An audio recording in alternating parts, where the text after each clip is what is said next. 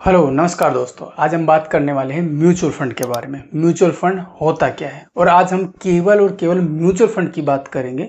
उसके अलावा और भी किसी टॉपिक का उसके अंदर इंक्लूड नहीं करेंगे। अगर इंक्लूड करते हैं तो म्यूचुअल फंड के एक पार्ट होगा और उस पार्ट को सिर्फ बताया जाएगा। आज केवल और केवल हम म्यूचुअल फंड के बारे में बात करेंगे कि ये किन चीज़ों से मिलकर बनता है और म्यूचुअल फंड में एक्चुअल होता क्या है। तो बने रहिए मेरे साथ। जिनको भी ये पता है वो बहुत अच्छी बात है, अगर आप देख सकें तो मुझे बहुत खुशी होगी, और नहीं पता तो प्लीज़ इस वीडियो को अंत तक ज़रूर देखें। अगर फिर भी कोई डाउट आता आपके अंत तक तो प्लीज़ कमेंट्स बॉक्स में ज़रूर पूछना। तो बने रहिए मेरे साथ। बात करते हैं म्यूचुअल फंड की। म्यूचुअल फंड एक बहुत ही भरोसेमंद, रिलायबल, एक ट्रस्टवर्दी एक फंड होता है। इसके अंदर हमारा इन्वेस्टमेंट होता है वो कॉर्पोरेट के जरिए, स्टॉक, बॉन्ड्स या सिक्योरिटी के जरिए हम इसके अंदर इन्वेस्टमेंट अपना करते हैं। चाहे तो वो शेयर मार्केट का हो, चाहे वो स्टॉक मार्केट का हो, चाहे वो म्यूचुअल फंड कहलाता है। ये सब कुछ stock market, share market, bond, security, ये सब मिलके एक अपना एक पोर्टफोलियो बनाते हैं, एक डोमेन तैयार करते हैं। उस डोमेन को, उस क्षेत्र को, उस पोर्टफोलियो को म्यूचुअल फंड कहते हैं। ये बहुत ही इजी होता है इन्वेस्टमेंट करने के लिए और समझने में उससे ज्यादा भी इजी होता है। आज के टाइम में जो सबसे आगे और सबसे पॉपुलर और सबसे बढ़ता हुआ कर्म है तो वो म्यूचुअल फंड ही है। क्योंकि म्यूचुअल फंड का जो इन्वेस्टमेंट है, आज का हर युवा पढ़ा लिखा उसके अंदर अपना इन्वेस्टमेंट करता है।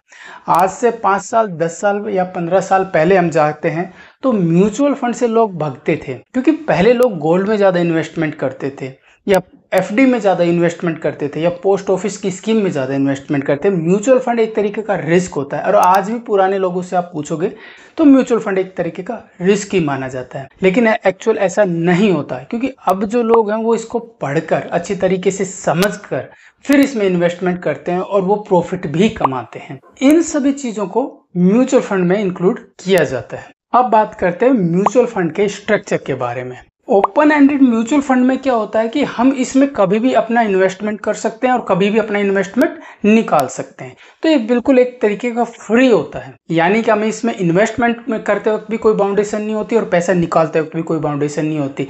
इसके अंदर जो यूनिट होती है वो इनफाइनाइट होती है, यानी कितने भी यूनिट हम खरीद सकते हैं और जितनी यूनिट हमारे पास हो एक साथ हम कितनी भी यूनिट बेच सकते हैं। इसके अंदर जो वैल्यू डिसाइड करती है वो करती है एनएवी। एनएवी का मतलब नेट असेट वैल्यू, यानी कि जो म्यूचुअल फंड का रेट होगा, जो नेट असेट वैल्यू डिसाइड करती है म्यूचुअल फंड का रेट, वो इसके अंदर उसी यूनिट को हमें खरीदना पड़ता है। तो नेट असेट वैल्यू द्वारा इसकी वैल्यू असाइन की जाती है और फिर उस म्यूचुअल फंड को ओपन एंडेड म्यूचुअल फंड कहते हैं, क्योंकि इसमें किसी भी तरीके की कोई बाउंडेशन नहीं होती। अब बात करते हैं close ended mutual fund. Second number पे बात करते हैं क्लोज एंडेड म्यूचुअल फंड। इसके अंदर क्या होता है, इसमें एक समय सीमा निर्धारित की जाती है, यानी कि आपका लॉकिंग पीरियड इसके अंदर आता है। जो लॉकिंग पीरियड की बात करते हैं तो म्यूचुअल फंड के इस पार्ट में लॉकिंग पीरियड आ जाता है, जो कि 3 से 5 साल का होता है। वो लॉकिंग पीरियड डिसाइड करता है जब आप इसमें एंट्री करते हो, यानी इन्वेस्टमेंट करते हो। तो एक बार इन्वेस्टमेंट करने के बाद आपका लॉकिंग पीरियड हो जाता है कि 3 साल के लिए या 5 साल के लिए आप इसमें इन्वेस्टमेंट कर दिया, पैसा नहीं निकाल सकते। तो उसको कहते हैं क्लोज एंडेड म्यूचुअल फंड। जो इसकी यूनिट है वो स्टॉक एक्सचेंज में खरीदना और बेचना होता है। इसकी जो यूनिट्स जो आपको मिलती हैं उन यूनिट्स को स्टॉक एक्सचेंज में खरीदना बेचना होता है, ये इसके अंदर शामिल किया जाता है। उसके बाद हम थर्ड नंबर पे लेके चलते हैं open ended with lock in, यानी कि जिसके अंदर ओपन मार्केट का भी आता है, ओपन एंडेड म्यूचुअल फंड भी इसके अंदर शामिल होता है और क्लोज एंडेड म्यूचुअल फंड भी इसके अंदर शामिल होता है। दोनों के मिश्रण को मिला के बनाता है open ended with lock in.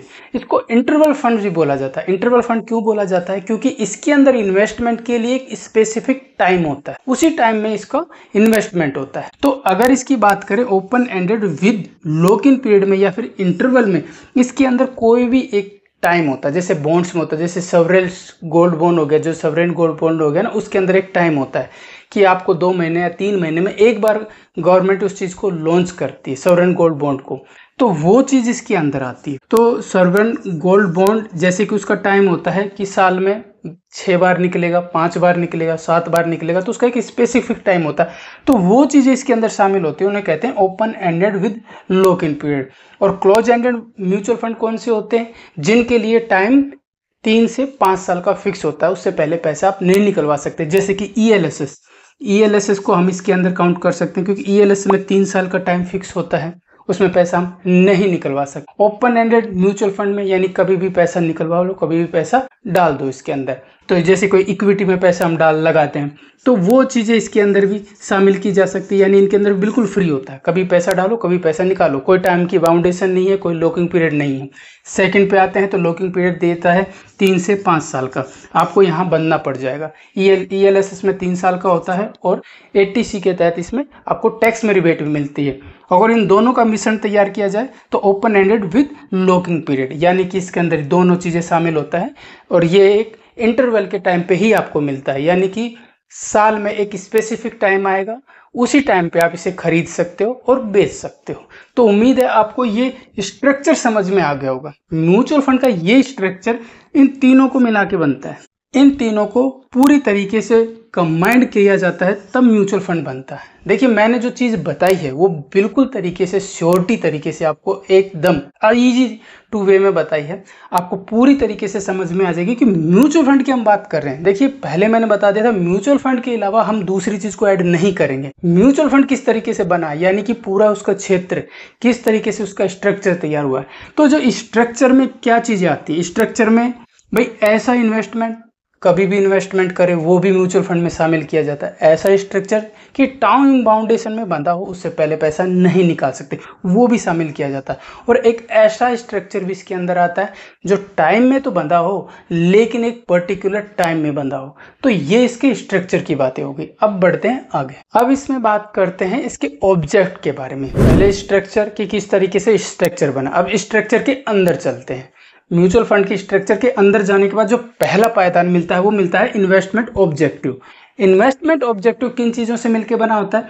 Equity fund. सबसे पहले हमारे सामने हुआ इक्विटी फंड से, यानी कि हमें सबसे पहले इन्वेस्टमेंट स्टार्ट करना है, लेकिन हमारे पास उसके लिए पर्याप्त रिस्क भी होना चाहिए, क्योंकि हम प्रॉफिट ज्यादा कमाना चाहते हैं। अगर इसमें कंडीशन है, अगर हम प्रॉफिट ज्यादा कमाना चाहते हैं तो वहां पे कंडीशन है कि रिस्क भी ज्यादा लेना है। तो इसमें आता है high risk and high return. तो ये चीज इसके अंदर शामिल होती है, रिस्क भी ज्यादा है, रिटर्न भी ज्यादा है। इसमें कौन कौन सी चीजें शामिल होती हैं? अगर नंबर 1 पे बातें करें तो जिसमें लार्ज कैप की बातें करें तो लार्ज कैप में वो म्यूचुअल फंड शामिल किया जाता है जिसकी ड्यूरेशन काफी लंबे टाइम के लिए डिसाइड की जाती है, वो 5 से 10 से 15 साल तक होता है। इसमें रिस्क थोड़ा सा कम होता है। लार्ज कैप में क्या है कि रिस्क होता है कम, लेकिन रिटर्न भी थोड़ा सा कम होता है। इसका रिटर्न होता है 9 से लेके 11 या 12% तक इसका रिटर्न देखने को मिलता है लार्ज कैप की बात करें इक्विटी फंड में। सेकंड बात करते हैं मीडियम, यानी मीडियम कैप। या मीडियम कैप में अगर हम बात करते हैं, यानी कि जो मध्य स्तर है जिसके अंदर रिस्क भी थोड़ा थोड़ा हो लेकिन रिटर्न भी लार्ज कैप से थोड़ा सा ज्यादा हो, तो उसके अंदर जो रिटर्न हमें मिलता है वो लगभग मिलता है 10 से लेके 12% तक, कई बार ये 13-15% तक भी हो जाता है। इसे बोलते हैं मिड कैप फंड। तो ये लार्ज कैप की बात की, मिड कैप की बात की, इसके अंदर जो रिस्क होता है वो मीडियम टाइप का होता है और इसके अंदर रिटर्न भी होता है वो लार्ज कैप से थोड़ा सा ज्यादा होता है। अब बात करते हैं स्मॉल कैप की। जब स्मॉल कैप की बात करते हैं तो बात ऐसी है, स्मॉल कैप ऐसा म्यूचुअल फंड है जो आपको जो रिटर्न देगा ना वो बहुत थप्पड़ फाड़ के होता है, लेकिन रिस्क भी देगा ना वो भी बहुत थप्पड़ फाड़ के होता है। यानी कि इसका जो रिटर्न है ना हम उसको अज्यूम ही नहीं कर सकते। अगर मोटा मोटा मान के चले तो आराम से 15 से लेकर 25-30 से प्लस भी इसका रिटर्न जा सकता है। ये है इसकी ताकत स्मॉल कैप की, लेकिन इसके अंदर रिस्क भी उतना ही होता है। मान लीजिए आपने इसमें इन्वेस्टमेंट किया 1 लाख रुपए, अगर आपका इन्वेस्टमेंट अच्छी जगह फिट हो जाता है, आपका लक मान लीजिए या आपकी स्टडी मान लीजिए, आपने स्मॉल कैप में पैसा इन्वेस्टमेंट किया 1 लाख, अगर आपका लक अच्छा है ना तो 5 साल में वो 1 लाख आपको 1 करोड़ में भी वापस मिल सकता है, वरना वो 1 लाख भी आपका साफ हो सकता है। तो ये स्मॉल कैप की बातें होती हैं। तो अगर आप इन्वेस्टमेंट करें तो ये जरा अच्छी तरीके से आइडेंटिफाई कर लें कि किस में कितना इन्वेस्टमेंट कर रहे हैं और पूरी तरीके से स्टडी कर लें। उसके बाद करते हैं मल्टीपल कैप की। मल्टीपल कैप वो होता है जिसके अंदर लार्ज कैप भी आता है, जिसके अंदर मिड कैप भी आता है, जिसके अंदर स्मॉल कैप भी आता है। इन सबको मिला के जो इन्वेस्टमेंट होता है, यानी आपका जो कुछ पैसा लार्ज कैप में इन्वेस्टमेंट हो जाएगा, कुछ पैसा मिड कैप में इन्वेस्टमेंट हो जाएगा और कुछ पैसा जाके स्मॉल कैप में इन्वेस्टमेंट हो जाएगा। उन सबको मिला के तैयार करते हैं मिड कैप। तो आपको समझ में आ गया large cap, mid cap, small cap और मल्टीपल कैप। इसके बाद आते हैं सेक्टरल फंड। सेक्टरल फंड कौन से होते हैं? वो ऐसे फंड जिसके अंदर सेक्टर के अंदर पैसा लगाया जाता है, किसी भी बॉन्ड्स के अंदर पैसा लगाया जाता है, या गवर्नमेंट बॉन्ड हो, प्राइवेट बॉन्ड हो, सिक्योरिटी हो, जहां पैसा लगता है ना वो आता है सेक्टरल फंड के अंदर। तो वो भी इसके अंदर शामिल किया जाए। ये जो सभी पार्ट हैं ये हैं ऑब्जेक्टिव, ये म्यूचुअल फंड के ऑब्जेक्टिव हैं। इन म्यूचुअल फंड के ऑब्जेक्टिव की हम चर्चा कर रहे हैं जिसके अंदर इक्विटी के अंदर ये चीजें आती हैं। इक्विटी फंड में ये चीजें सभी शामिल होती हैं। पूरी की पूरी जो चीजें मैं बताता जा रहा हूँ इक्विटी फंड में शामिल होती हैं। उसके बाद 6 नंबर पे आता है ELS। ELS क्या होता है? इसके अंदर 3 साल का लॉकिंग पीरियड होता है। आप 3 साल से पहले पैसे नहीं निकलवा सकते और इसमें 80C के तहत आपको टैक्स में रिबेट भी मिलती है। एक तरीके की टैक्स सेविंग स्कीम है ELS। तो ये जो 6 पार्ट मैंने बताए हैं, 6 के 6 पार्ट है इक्विटी फंड के। और इक्विटी फंड किसके अंदर आता है? ऑब्जेक्टिव। ये है इन्वेस्टमेंट ऑब्जेक्ट। और ऑब्जेक्टिव किसके अंदर आता है? स्ट्रक्चर के अंदर। और ये स्ट्रक्चर पूरा किसका बताया जा रहा है? म्यूचुअल फंड का। तो उम्मीद है यहाँ तक बहुत अच्छी तरीके से आपको क्लियर हो गया होगा। अब हम बात कर रहे हैं म्यूचुअल फंड के डेब्ट फंड में इन्वेस्टमेंट के बारे में। अब नेक्स्ट हम क्या है? दूसरे नंबर पर डेब्ट फंड। देखिए मैंने स्ट्रक्चर के बारे में बताया, फिर बताया म्यूचुअल फंड के ऑब्जेक्टिव के बारे में। ऑब्जेक्टिव में हमने इक्विटी फंड लिया था। अब बात करते हैं डेब्ट फंड की। डेब्ट फंड को पूरी तरीके से एक्सप्लेन करते हैं। डेब्ट फंड किन चीजों से मिलकर बनाता है? देखिए पहले नंबर पे डेब्ट फंड में आते हैं लिक्विड फंड्स। ऐसे फंड जिनकी लिक्विडिटी हाई होती है, जिसका अच्छी तरीके से मार्केट के अंदर बहुत अच्छी तरीके से फैला होता है। मार्केट के अंदर जो लिक्विडिटी के लिए जाने जाते हैं वो डेब्ट फंड के अंदर आता है। उसके बाद आता है अल्ट्रा शॉर्ट ड्यूरेशन फंड। ऐसे फंड जो कि कुछ दिन के, कुछ महीने के या कुछ एक लगभग 1 से 2 साल के अंदर आते हैं, उन्हें बोलते हैं अल्ट्रा शॉर्ट ड्यूरेशन फंड। वो भी डेब्ट फंड में आते हैं क्योंकि इनके अंदर क्या है कि रिस्क होता है बहुत कम और रिटर्न भी होता है कम। इतना कम नहीं होता जितना कि मेरे बोलने से आप समझ रहे हो, नहीं। कम का मतलब होता है कि लगभग 8, 9, 10% का रिटर्न इसमें आपको मिलता है क्योंकि इसके अंदर रिस्क कम होता है। तो लिक्विड फंड हो गया, अल्ट्रा शॉर्ट ड्यूरेशन फंड हो गया। उसके बाद आता है शॉर्ट टर्म फंड्स। ऐसे फंड जिनमें इन्वेस्टमेंट तो हम करते हैं लेकिन उनकी ड्यूरेशन या लॉकिंग पीरियड लंबा नहीं होता। उनका जो भी इन्वेस्टमेंट होता है या जो भी पीरियड होता है वो बहुत ही शॉर्ट होता है, यानी कि 6 महीने, 9 महीने, 12 महीने, 18 महीने। जैसे FD होती है बैंक में 444 दिन की होगी, 451 दिन की होगी, 434 दिन की होगी। देखना जब 1 साल की आप FD करवाने जाओगे तो 1 साल की FD नहीं होती है, आपको 444 दिन की होगी किसी बैंक में, किसी में 434 दिन की होगी। उसी तरीके से ये शॉर्ट टर्म फंड्स होते हैं डेब्ट फंड के अंदर। उसके बाद बात करें कॉर्पोरेट बॉन्ड। कॉर्पोरेट बॉन्ड वो होते हैं जो किसी संस्था के द्वारा, किसी कंपनी के द्वारा, शेयर मार्केट के द्वारा बॉन्ड्स इश्यू किए जाते हैं। जैसे कि सॉवरेन गोल्ड बॉन्ड जो गवर्नमेंट द्वारा इश्यू किया जाता है ना, सॉवरेन गोल्ड बॉन्ड।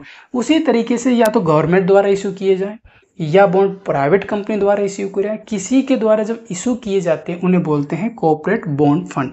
फिर आते हैं गिफ्ट्स फंड। ऐसे फंड जिनको गिफ्ट्स के तौर में दिया जाता है।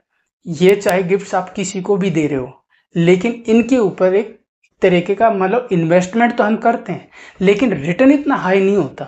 मान लीजिए आपने कोई गिफ्ट दिया किसी चीज को, गोल्ड का ही दिया, लेकिन उसका रिटर्न किस हिसाब से मिलेगा? रिस्क बहुत कम है क्योंकि आपने गिफ्ट दिया, अगले के पास पैसा भी पहुंच गया या गोल्ड भी पहुंच गया, लेकिन उसका रिटर्न उस मुकाबले जो कि म्यूचुअल फंड, SIP या शेयर मार्केट में जितना मिलता है उसके मुकाबले बहुत कम होगा। तो ये होता है गिफ्ट फंड।